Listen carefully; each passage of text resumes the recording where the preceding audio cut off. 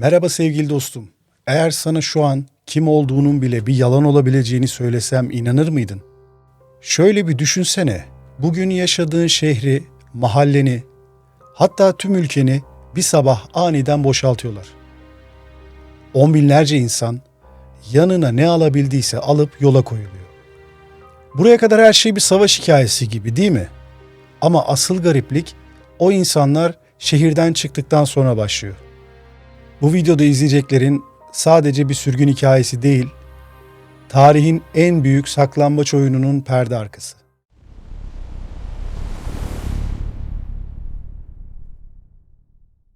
Milattan önce 722 yılındayız. Yer Mezopotamya. Tarihin en acımasız gücü Asurlular. İsrail krallığını yerle bir eder. Ama asıl olay savaş değildi. Savaş bittikten sonra on binlerce insan bilinmezliğe doğru götürüldü. Ve o günden beri dünya hala bu kayıp 10 kabileyi arıyor. Ama burada durup önce bir şeyi anlamamız gerekir. Asurlular kimdi? Bu hikayeyi anlamak için önce olayın taraflarını tanımamız gerekir. Asurlular sadece bir imparatorluk değildi. Onlar bir sistemdi. Savaş onlar için bir sonuç değil, bir araçtı. Bugün modern devletlerin kullandığı birçok strateji ilk kez onlar tarafından uygulanmıştır. Bir şehri ele geçirmeden önce ne yaparlardı biliyor musun? O şehirdeki insanlara diğer şehirde yaptıkları zulmü anlatırlardı. Kazağa oturtulan, derisi yüzülen isyancılardan bahsederlerdi. Bunlar sadece vahşet değil, direnirsen sonun bu olur diyen tamamen psikolojik mesajlardı. Ve çoğu şehir bu oyunla savaşmadan teslim olurdu. Peki bu anlattıklarımız sadece eski metinlerde mi yazıyor dersin? Hayır.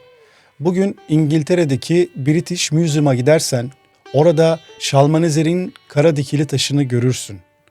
Bu devasa siyah taşın üzerinde İsrail kralı Yehu'nun Asur imparatorunun önünde diz çöktüğü tasvir edilmiştir.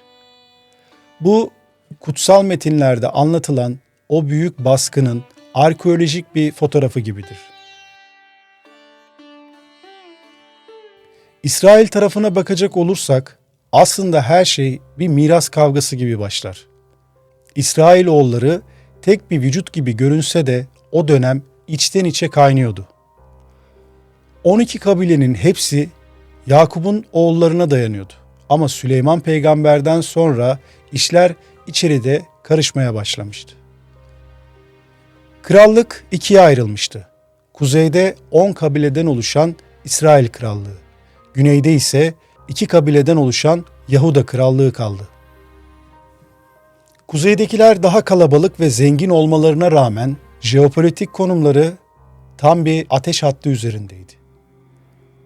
Kuzey İsrail Krallığı o dönemde coğrafyanın kabadayısı Asurlular tarafından işgal edildi. Bu kabileler İsrail'in tarım ambarıydı. Ticaret yollarının bekçisiydi. Asur bu kabileleri sürgün ederken onları sadece topraklarından etmedi.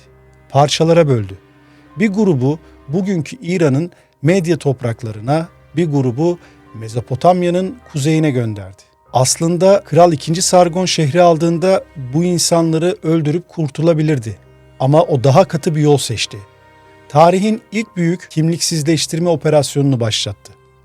Sadece bu insanları sürgün etmekle kalmadı, onların yerine imparatorluğun uzak köşelerinden bambaşka insanlar getirdi. Toprak aynıydı ama hafıza tamamen siliniyordu. Bir insanı vatanından ayırırsan üzülür. Ama onu soydaşlarından da ayırırsan yok olur. Yanında senin dilini konuşan kimse yoksa 20 yıl sonra hangi dili konuşursun? Çocuğuna hangi masalı anlatırsın? Asur'un yaptığı şey fiziksel bir katliamdan ziyade kültürel bir atom bombasıydı. Aslında şöyle diyebiliriz. Seni alıp hiç bilmediğin bir dili konuşan, hiç bilmediğin bir tanrıya tapan bir topluluğun içine atıyorlar. Yanına ne komşunu veriyorlar, ne akrabanı. Yapayalnızsın. Bir kuşak geçiyor, dilini unutuyorsun. 2 kuşak geçiyor, dedenin adını unutuyorsun. 3. kuşaktan sonra artık sen o yabancı topluluğun bir parçası oluyorsun. İşte kayıp 10 kabile efsanesi tam da burada başlıyor. Bu insanlar bir gecede yok olup gitmediler. Sadece yavaş yavaş varlıklarını kaybettiler. Peki, hikaye burada gerçekten bitti mi? Bazı kadim efsanelere göre bu kabilelerin geri dönmesini engelleyen mistik bir engelden bahseder. İsmi Sambaşyon Nehri. Rivayete göre bu nehir hafta içi boyunca devasa kayalar püskürterek kükrer. Geçit vermezdi. Sadece Şabat günü durulurdu. Ama kabileler inançları gereği o gün seyahat edemezlerdi. Yani onlar dünyanın geri kalanından coğrafi değil, sanki ilahi bir yasakla dünyadan koparılmışlardı. Herkes bu hikayenin bir masal olduğunu, bu nehrin ardındakilerin sonsuza dek sustuğunu düşünüyordu. Ta ki 9. yüzyıla kadar. O yıl aniden Kuzey Afrika sahillerinde bir adam ortaya çıktı. Eldad Hadani. Üzerinde garip kıyafetler vardı ve daha önce kimsenin duymadığı bir İbranice lehçesi konuşuyordu. İddiası sarsıcıydı. Ben Dan kabilesinden geliyorum ve bizler hala kendi krallığımızda Sambaşyon Nehri'nin ötesinde yaşıyoruz. Eldad'ın anlattığı hikayeler o kadar detaylıydı ki o dönemin dini liderleri şaşkına dönmüştü. Eldad sadece Dan kabilesini değil, Naftali, Gad ve Aşer kabilelerin de bir arada altın madenleriyle dolu kendi ordularıyla yaşadıklarını söylüyordu. Bu adam bir sahtekar mıydı yoksa gerçekten öteki taraftan gelen bir elçi mi? Bu durum Orta Çağ Avrupa'sında kayıp kabileler arayışını saplantı haline getirdi. Şimdi birlikte tarihin dedektifliğini yapalım. Eğer bu insanlar tamamen yok olmadıysa nereye gittiler? Asur kayıtları sürgün edilenlerin sayısını net bir şekilde verir. 27.290 kişi. Bu rakam o dönem için devasa büyüklükte. Kayıtlarda bu insanların Halah ve Habor bölgelerine, yani bugünkü Suriye ve Irak'ın kuzeyine yerleştirildiği yazar. Yani aslında ilk duraklarını biliyoruz. Gizem bu noktadan sonra nereye dağıldıklarıyla başlıyor. Önce Orta Doğu'ya bakalım. Afganistan ve Pakistan sınırında yaşayan Peştun kabileleri kendilerine Bani İsrail diyorlar. Gelenekleri ve kıyafet ritüelleri o kadar benzer ki araştırmacılar hayret içinde kalıyor. Afrika'da ise Etiyopya'nın Beta İsrail topluluğuna daha yakından bakmalıyız. Onlar binlerce yıl boyunca diğer tüm Musevi dünyasından tamamen kopuk yaşadılar. İbranice bilmiyorlardı ama antik ritüelleri harfiyen uyguluyorlardı. 1980'lerde genetik testler sayesinde İsrail onları resmi olarak kabul etti ve İsrail'in en yüksek dini otoritesi bu insanlar binlerce yıl önce kaybolan kardeşlerimizdir diyerek Musa operasyonuyla binlerce Etiyopyalıyı kargo uçaklarıyla gizlice evlerine taşıdılar. Bu tarihin en büyük kayıp parça birleştirme hamlesiydi. Uzak Doğu için bazı araştırmacılar antik Japon ritüelleri ile Musevi ritüelleri arasında inanılmaz benzerlikler buldu. Şimdi biraz daha derine inelim. Çünkü işler burada daha da tuhaflaşıyor. Tarihçiler sürgün edilenlerin bir kısmının Hazar Denizi'nin güneyinden geçerek kadim İpek yoluna karıştığını düşünüyor. Bugün Özbekistan'da, özellikle Buhara'da yaşayan toplulukların kökenleri kayıp kabilelere dayandığına dair çok güçlü kanıtlar var. Hatta daha da ilginci, Kaşgar bölgesinde Türkistan'ın kalbinde bu 10 kabileye ait olduğu düşünülen antik mezar taşları bulundu.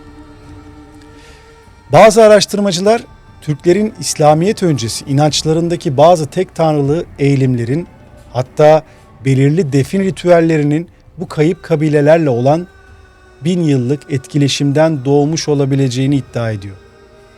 Düşünsene, belki de Orta Asya bozkırlarında at koşturan, fırtına gibi esen o toplulukların içinde 2700 yıl önce sürgün edilen o insanların torunları, dedelerinin kadim inançlarını Türk töresiyle harmanlayarak yaşıyorlardı. Bu sadece bir göç değil, tarihin en büyük kültürel DNA transferiydi. Peki tüm bunlara bilim ne diyor? Sence DNA yalan söyleyebilir mi? Son yıllarda yapılan genetik çalışmalar gösteriyor ki Orta Doğu kökenli bu kayıp kan bugün Kürtler, Persler ve hatta bazı Hint topluluklarının içinde akmaya devam ediyor. Özellikle Hindistan'daki bazı topluluklarda bu insanların köklerini laboratuvar ortamlarında kanıtlıyor. Yani aslında gizemli bir kayboluştan ziyade devasa bir erime olmuş. Asur'un planı öyle iyi çalışmış ki insanlar kim olduklarını unutmuşlar. Ama biyolojileri o sırrı taşımaya devam etmiş. Toparlayacak olursak, kayıp 10 kabile belki de bir gün bir yerden topluca çıkıp gelmeyecek. Belki de onlar zaten 1000 yıldır yanımızdaydılar. Bakkalımız, komşumuz ya da çok uzak bir ülkede bir çiftçi olarak hayatlarına devam ettiler. Anlamamız gereken bir şey var. Bir halkın kaybolması için hepsinin ölmesi gerekmez. Onlara artık sen şuralısın demeniz yeterlidir. Tarihçiler buna asimilasyonun görünmez eli diyorlar. Sürgün edilen 10 kabile gittikleri yerlerde yerel halkla evlendikçe isimleri Ahmet, İvan veya Li oldukça aslında biyolojik olarak değil, kültürel olarak öldüler. Bugün genetik testler yaptırdığında hiç beklemediği sonuçlar alan insanlar aslında tarihin bu büyük kimlik kıyımının birer kanıtı. Biz bugün onlara kayıp diyoruz. Ama belki de onlar için bu hayatta kalmanın tek yoluydu. Belki de kayıp olan şey onlar değil, bizim geçmişi hatırlama şeklimizdir. Eğer bu hikaye sana bir şey hatırlatıyorsa büyük ihtimalle o da şudur. Kimliğimiz sadece ismimizden ibaret değil, hatırladığımız kadardır. Peki sen ne düşünüyorsun? Bu 10 kabileden biri bugün aramızda, hatta senin genlerinde olabilir mi? Yorumlarda düşünceni merak ediyorum. Bir sonraki videoda görüşmek üzere, hoşça kal.